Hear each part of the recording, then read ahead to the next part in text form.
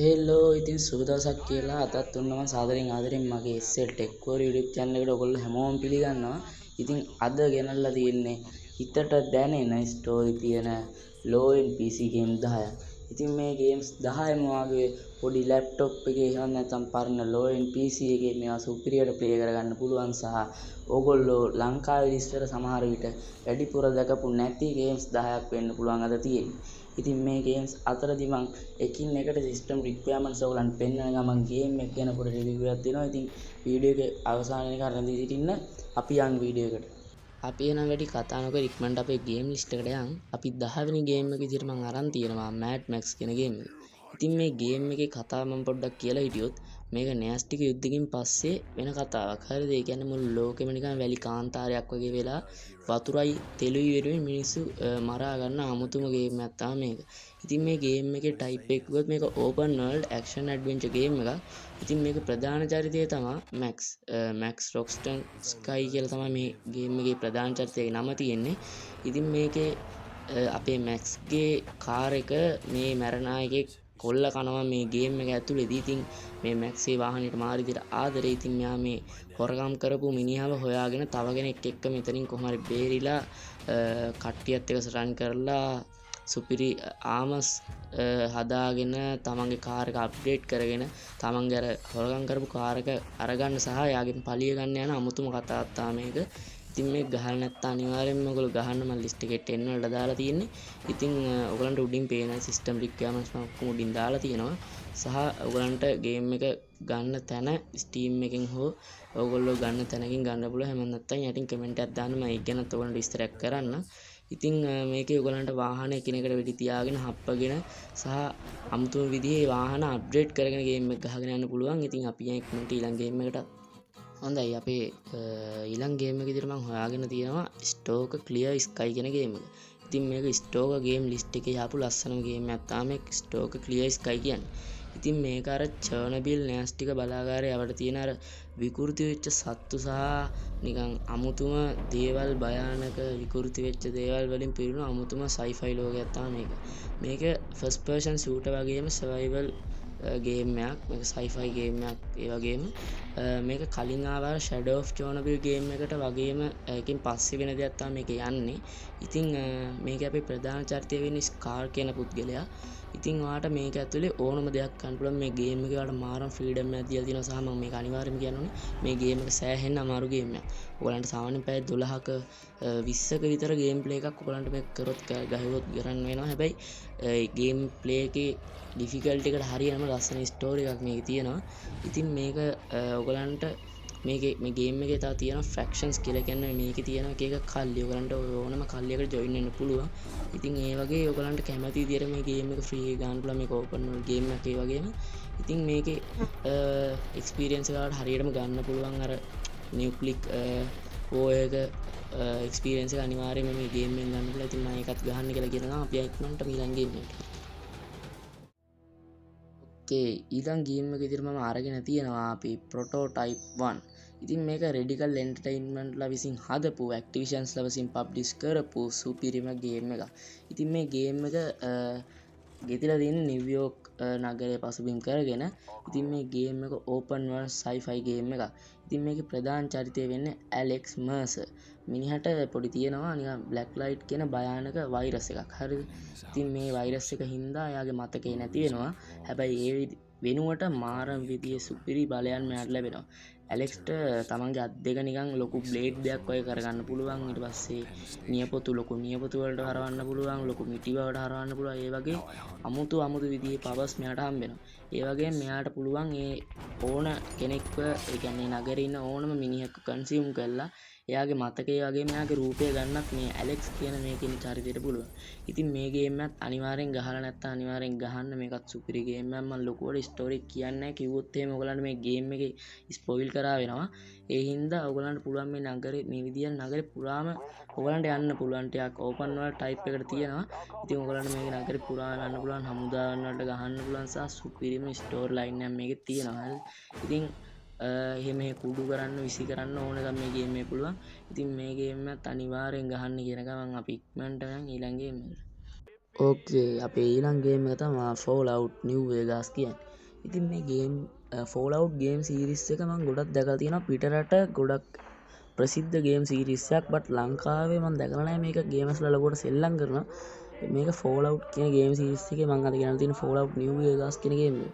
ඉතින් මේ ගේම් එකේ කතාව තමයි න්‍යෂ්ටික යුද්ධයකින් පස්සේ ඇමරිකාවේ ලාස් වේගාස් වල තමයි මේ ගේම් එකේ පසුබිම තියෙන්නේ. ඉතින් නියුක්ලියර් කියන්නේ න්‍යෂ්ටික යුද්ධයකින් පස්සේ නිකන් මුළු කාන්තාරයක් වගේ වෙලා ඇමරිකාවම ඉතින් ඔයාලට මේකේ මුලින්ම තියෙන ලියුම් බෙදෙන රස්සාවක් කරන්න. ඉතින් මේ ලියුම් බෙදෙන රස්සාව කරගෙන යද්දී වාගේ වටින පැකේජ් එකක් බෙනී කියලා කෙනෙක් ඔයා ගොල්ලෝට වෙඩි තියලා ඔයා කාන්තාරේ දාලා යනවා පැකේජ් එකත් හොරකම් කරගෙන. ඉතින් මෙයා පලි ගන්න ගමන් ඔයාට කරන්න තියෙන මිෂන්ස් තමයි මේ ෆෝලවුට් නිව් වෙගාස් ගේම් එකේ තියෙන. ඉතින් ලස්සන ගේම් එකක් මම ලොකුවට ස්පෝයිල් කරන්න කැමති ගේම් එකක්. ඉතින් ඔයගලන්ට සිස්ටම් රික්වයර්මන්ට්ස් විදිහට උඩින් බලා ගන්න පුළුවන් හැම ගේම් එකෙන් මම දැම්මා. ඉතින් ඔයගලන්ට මොනවා හරි ප්‍රශ්න තියෙනවා නම් ඒවත් යටින් කමෙන්ට් එකක් දාන්න. ඉතින් ආසම ගේම් එකක් යටින් කමෙන්ට් එකක් දාගෙන යන්න අනිවාර්යයෙන්. ඒ වගේම මම මේ ගේම්ස් ප්ලේ කරලා තියෙනවා නම් ඒවත් යටින් කමෙන්ට් එකක් දාන්න. ඉතින් මේ ගේම් එක මට කියන්න ඕන අනිවාර්යෙන් සුපිරි ගේම් එකක්. අනිවාර්යෙන් ප්ලේ කරන්න ඕන ගේම් එකක්. ඉතින් වැඩි කතා නැතුව අපි ඊළඟ ගේම් එකටත් යන්න. එහෙම නැත්නම් ඔයගලන් කාලේ අපරාධ හින්දා ඉතින් channel එක subscribe කරලා සෙට් වෙලා ඉන්න. අපි යන් ඊළඟ වීඩියෝ එකට. ඕකේ ඔන්න අපි ආවා ඊළඟ ගේම් එකට. හරිද? මේ ගේම් එක මම ලිස්ට් එකේ පෞද්ගලිකව මම කැමතිම ගේම් එක. ඒ කියන්නේ top 1 විදියට නෙමෙයි මම මේක දාලා තියෙන්නේ. පෞද්ගලිකව මේ ලිස්ට් එකේ මම කැමතිම ගේම් එක තමයි මේක. ඉතින් මේ ගේම් එකේ නම තමයි Walking Dead.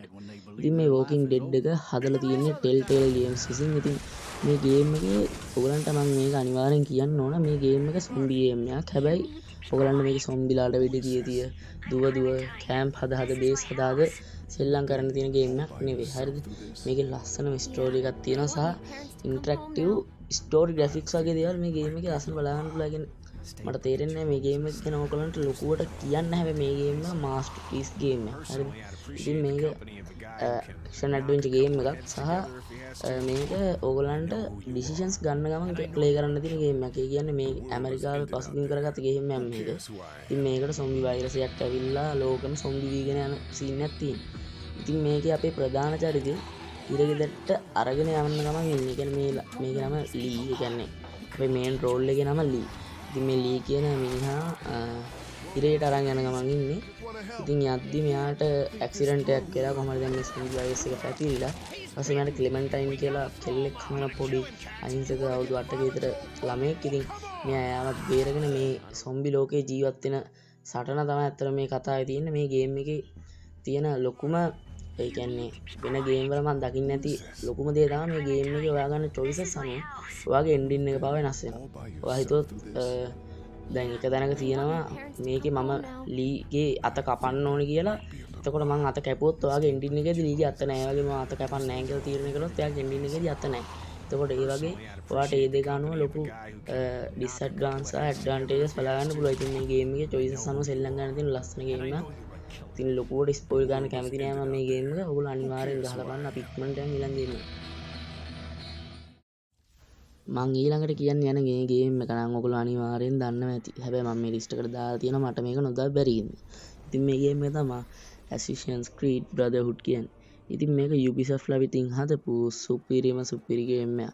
ඉතින් මේ Assassin's Creed series එකේ මේ ගේම් එක මාරම ජනප්‍රිය ගේම් එකක්. ඉතින් මේක ඕපන් වර්ල්ඩ් ගේම් එකක්. මං දන්නේ නැති අය කියන්නම් මේ ගේම් එක ගොඩක් අය දන්නවා.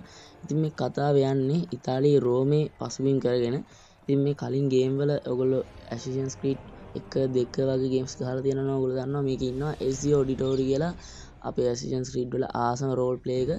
ඉතින් මේකේ මෙයා තමන්ගේ පවුල මරපු පලිය ගන්න සහ රෝමෙම පාලනය කරලා බෝජියා පවුලෙන් පලි ගන්න සටනක් තමයි මේ ගේම් එකේ තියෙන්නේ. ඉතින් මේකේ එසියෝගේ ෆයිටිං ස්කිල්ස් මාරම හොඳයි. ඉතින් අපි ඔයගොල්ලෝ ගහලා දෙනවා Assassin's Creed 1 2 ඊට වඩා ගොඩක් ඩෙවලොප් කරපු ගේම් එකක් තමයි Assassin's Creed Brotherhood කියන්නේ. හැබැයි මේ ගේම් එක low end PC එක තාමත් සෙල්ලම් කරන්න පුළුවන් විදිහට සුපිරියර්ම හදලා තියෙනවා. ඉතින් මේ ගේම් එකේ විශේෂත්වය තියෙන්නේ අපිට අර කලින් ගේම් වල වගේ තනියම සටන් කරන්න ඕනේ නැහැ. ඔයාට Brotherhood එකක් හදාගන්න පුළුවන් මේ ගේම් එකේ. ඒ කියන්නේ තව Assassins ලා ට්‍රේනින් කරලා ඒගොල්ලන්ට ඕන වෙලාවට විසිල් ගහලා උදව්වට ගෙන්න ගන්න මේ ගේම් එකේ අමුතු මෙකැනික්ස් ගොඩක් තියෙනවා. ඉතින් ලෝකෝට කියන්නේ නැහැ ගේම් එක ගැන අනිවාර්යෙන් සෙල්ලම් ගන්න. මං හිතනවා ඔයගොල්ලෝ මේ ගේම් එකට කැමති වෙයි කියලා සෙල්ලම් කරලම් බලන්න ඕනේ ඒක හැබැයි. මම මෙච්චර ඔයගලන්ට කිව්වත් ඔයගොල්ලෝ මේ ගේම් එක සෙල්ලම් කරන්න නම් ඔයගලන්ට මේ ගේම් එකේ වටිනාකම තේරෙන්නේ නැහැ. ඉතින් මං කියනවා අනිවාර්යෙන් මේ ගේම් එක ගැරන්ට් කරලා කියනවා හොඳ ගහන්න ඕන ගේම් එකක් කියලා. ඉතින් අපි ඊළඟ ගේම් එකටත් ඉක්මනට ඕකේ ඊළඟ ගේම් එක ගෙනල්ලා තියෙන්නේ ස්නයිපර් ලවර්ස්ලට හරිද. ඉතින් මේ ගේම් එකේ නම ස්නයිපර් ගෝස්ට් වෝරියර් 1. ඉතින් මේක ගොඩක් ප්‍රසිද්ධ ගේම් එකක්. CI ගේම්ස් වලින් නිෂ්පාදනය කරපු ලස්සන ගේම් එකක් තමයි මේක. ඉතින් මේක ෆස්ට් පර්සන් ෂූටර් ගේම් එකක් වගේ. මේක ස්නයිපර් ගේම් එකක්. ඉතින් මේකේ කතාව තියෙන්නේ මනක්කල්පිත දූපතක. ඉතින් මේ දූපතේ මිලිටරි ආණ්ඩුවක් පෙරලලා දාන්න ඇමරිකන් ස්නයිපර් කෙනෙක් ඇවිල්ලා මෙතන කරන මිෂන්ස් ටිකක් තමයි ඔයගොල්ලන් සෙල්ලම් කරන්න තියෙන. මේකේ ටයිලර් වෙල්ස් කියලා කැප්ටන් ගෝස්ට් කියලා මේකේ තියෙන ටීම් එකේ නමයි එතන ප්ලේ කරන කට්ටියයි. ඉතින් මේකේ ඔයාලා නිකම්ම දුව වෙඩි තිය නෙමෙයි මේ ගේම් එක සෙල්ලම් කරන්න තියෙන්නේ. ඔයා හුස්ම ගන්න විදිය, හුළඟේ වේගය වගේම ගුරුත්වාකර්ෂණය සහ අර සතුරා ඉන්න දුරත් එක්ක බුලට් එක වැටෙන දුර ඔයගොල්ලෝ මේක හිතලා තමයි ෂූට් කරන්න ඕනේ. ඉතින් මේක හොඳට low end PC එකකට හොඳටම සාධාරණයක් කරලා දෙන ගේම් එකක්. ඉතින් මේක 2010ට කලින් ආපු ගේම් එකක් මගේ මතකේ හරිනම් දන්න කෙනෙක් ඉන්නවනම් කමෙන්ට් එකක් දාන්න.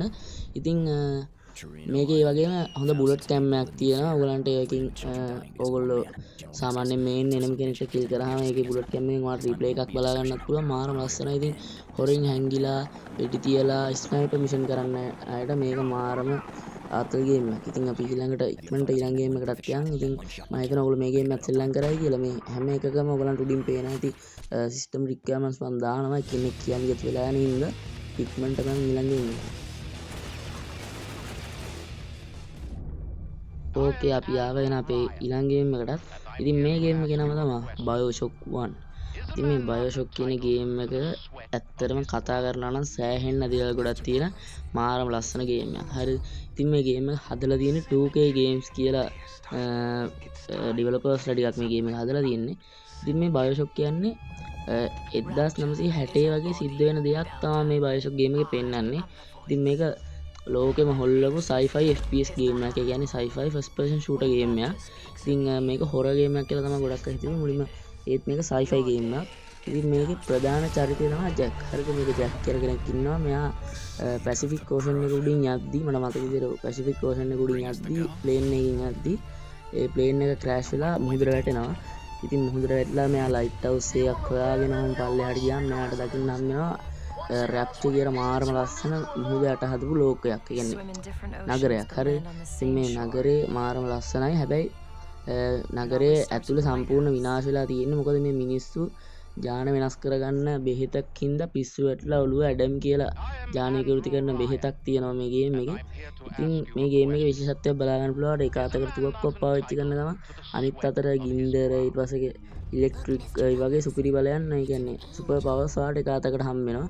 ඉතින් මේකේ බිග් ඩෙඩි සහ ලිටල් සිස්ටර් කියලා ප්‍රසිද්ධ චරිත දෙයක් ඉන්නවා. මම ඉතින් මේවා ගැන ලොකුට කියන්නේ නැහැ. මොකද ඔයගොල්ලෝ ගේම් එක සෙල්ලම් කරන්න ඕන හින්දා මම මේවා ලොකුට කියන්නේ නැත්තේ. මේවා කිව්වොත් වෙනවා ඔයාලට ගේම් එකේ ඉන්ට්‍රස්ට් එක නැති වෙනවා. ඉතින් ඔයා අනිවාර්යෙන් සෙල්ලම් කරලා බලන්න ඕන ගේම් එකක්. ඒකයි මම මේ ලිස්ට් එකට අපි ගෙනල්ලා තියෙන්නේ. අපි ඉක්මනට මම ඊළඟ ගේම් එකකට නැත්නම් වීඩියෝ එක දික් වෙන හින්දා මම හිතනවා ඔයගොල්ලෝ මේ ගේම් එකත් ගහයි කියලා අපි ඊළඟ ගේම් එක. ඕකේ ලිස්ට් එකේ ඊළඟ ගේම් එක තමයි Dead Space 1 කියන්නේ. ඉතින් මේ Dead Space 1 එක ඇක්ෂන් sci-fi horror ගේම් එකක්. ඉතින් මේකේ ඉන්නේ අපේ ප්‍රධාන චරිතය තමයි අයිසැක්. ඉතින් මේ අයිසැක් කියන්නේ ඒ ස්පේස්ෂිප් මැකැනික් කෙනෙක්. ඒ කියන්නේ එන්ජිනියරුවෙක්. ඉතින් මෙයා ඔය වගේ ස්පේස්ෂිප් එක මොකක් හරි ලෙඩක් ඇවිල්ලා ඒක හදන්න යනවා. ඉතින් ඒට යනකොට ඒ යාත්‍රාවේ ඉන්න සම්පූර්ණ මිනිස්සු ඔක්කොම නිකන් අමුතු ප්‍රසක්වල ජීවියෝ වගේ සෙට් එකක් වෙලා. ඉතින් මේ ගේම් එකේ විශේෂත්වය තමයි අනිත් ගේම් වල වගේ ඔයගලන්ට අර එනමිගේ ඔළුවට තියලා ෂූට් කරලා මේ ගේම් එකේ වාට එනිමිව මරන්න බෑ. ඔයගොල්ලෝ අනිවාර්යෙන් දැන් මේකේ ඉන්නේ ගොඩක් වෙලාවට පිටසක්වල ජීවියෝ කියන ඒලියන්ස්ලා වගේ කට්ටිය විකෘති වෙලා මියුටේට් වෙච්ච කට්ටිය. ඉතින් ඔයා මේගොල්ලන්ගේ කකුල් වලට අත් වලට වෙඩි තියලා තමයි ඔයගොල්ලෝ මේගොල්ලන් කිල් කරන්න ඕනේ. ඒ වගේ මේකේ අමුතුම ෂූටින් මෙකැනික්ස් තියෙනවා. ඉතින් මේක සවුන්ඩ්ස් එකෙන් පට්ටම් බය හිතෙන විදිහට හදලා තියෙනවා. ඉතින් ඔයගොල්ලෝ අනිවාර්යෙන් ගේම් ප්ලේ කරද්දී හෙඩ්සෙට් එකක් යූස් කරනවා නම් මේකේ සවුන්ඩ් ක්වොලිටි එක වලට බලා ගන්න පුළුවන්. ඉතින් මේ ගේම් එක ගැන මට ලොකුවට කියන්න දෙයක් නැහැ. මොකද මේ ගේම් එක හොඳ ගේම් එකක්. හොඳ මෙකැනික්ස්, හොඳ ග්‍රැෆික්ස් වගේ දේවල් හොඳටම බලා ගන්න පුළුවන්. සහ ලස්සන ස්ටෝරි ලයින් එකක් මේ ගේම් එකේ තියෙනවා. ඉතින් low end PC එකකට ලොකු සාධාරණයක් කරලා තියෙන ගේම් එකක්. ඉතින් මේක ගැන මම හිතනවා මට ලොකුවට කියන්න දෙයක් නැහැ කියලා. ඔයගොල්ලෝ අනිවාර්යෙන් ප්ලේ කරලා බලන්න. අපි ඉක්මනට යන ඊළඟ වීඩියෝ එකට. ඕකේ ඉතින් මං ලිස්ට් එකේ ටොප් ගේම් එක විදිහට අරගෙන තියන්නේ මාෆියා කියන ලස්සන ගේම්. ඉතින් මේ මාෆියා ගේම් එකේ මං අරන් තින්නේ මාෆියා 2 එක. ඉතින් මේ ගේම් එක අර 1940 ගණන් 50 ගණන් දශකවල තිබ්බ ඇමරිකාවේ අන්ඩර්වර්ල්ඩ් එක පසුබිම් කරගත්ත අමුතුම ලස්සන සුපිරි ඇක්ෂන් ඇඩ්වෙන්චර් ගේම් එකක්. ඉතින් මේකේ ඉන්න ප්‍රධාන චරිතය නම තමයි විටෝ කියන්නේ. ඉතින් මේ විටෝ යුද්ධෙට ගිහිල්ලා යුද්ධෙන් පස්සේ තමන්ගේ පවුලේ ණයයි සල්ලි හම්බ කරන්නයි ජෝ කියලා යාළුවෙක් එක සෙට් වෙනවා. ඉතින් මෙයා මේ දෙන්න මාෆියා කල්ලියකට සම්බන්ධ වෙනවා. ඉතින් මේ වගේ ලස්සන ස්ටෝරි එකක් මේකේ තියෙනවා. ඉතින් මේ වගේ මේකේ තියෙනවා ලස්සන වින්ටේජ් වාහන සහ අර ඒ කාලේ තිබ්බ මියුසික්ස් මේ ගේම් එකේ සෑහෙන්න තියෙනවා. ඒ වගේම රියලිස්ටික් ෂූටින් වගේ දේවල් මේ ගේම් එකේ හොඳට බලා ගන්න පුළුවන්. ඉතින් low end PC ගේම් එකකට උපරිම සාධාරණයක් කරලා තියෙන ගේම් එකක් සහ ග්‍රැෆික් මට්ටමත් ඉතාම හොඳ මට්ටමක තියෙනවා. ඉතින් ඔයගලන්ට උඩින් පේන සිස්ටම් රික්වයර්මන්ට්ස්. ඉතින් ඒ වගේ මේකේ අර ඒ දවස්වල තිබ්බ ලස්සන වාහන බලා ගන්න පුළුවන් සහ ඒ එක වාහන වලට එක ඩ්‍රයිවිංగ్ මෙකැනික්ස් මේ ගේම් එකේ බලා ගන්න පුළුවන්. ඉතින් මේකේ සවුන්ඩ්ස් ක්වොලිටි ඉතාම හොඳයි. ග්‍රැෆික් ක්වොලිටි එක low end PC එකට සාපේක්ෂව සෑහෙන්න හොඳයි. ඉතින් හොඳ ස්ටෝරි ලයින් එකක් තියෙන ඉතින් මම පළවෙනි තැනට දාලා තියෙනවා. ඉතින් මේ වගේ වීඩියෝස් බලන්න දිගටම අපේ channel එකත් එක්ක සෙට් වෙලා ඉන්නත් ඉස්සරහටත් මේ වගේ ගේම්ස් වීඩියෝස් වගේ දේවල් දාලා ඉන්න channel එක subscribe කරලා නැත්නම් දැන් මම subscribe කරලා like එකක් දාලා bell icon එකත් ඕල් දාලා තියාගන්න. එතකොට මම වීඩියෝ එකක් දාපුවම ඔයගලන්ට බලා ගන්න හැකියාව තියෙනවා. ඉතින් තවත් මේ වගේ සුපිරි වීඩියෝ එකකින් හම්බ වෙනකන් අද මම sign out වෙනවා. සුබ දවසක්.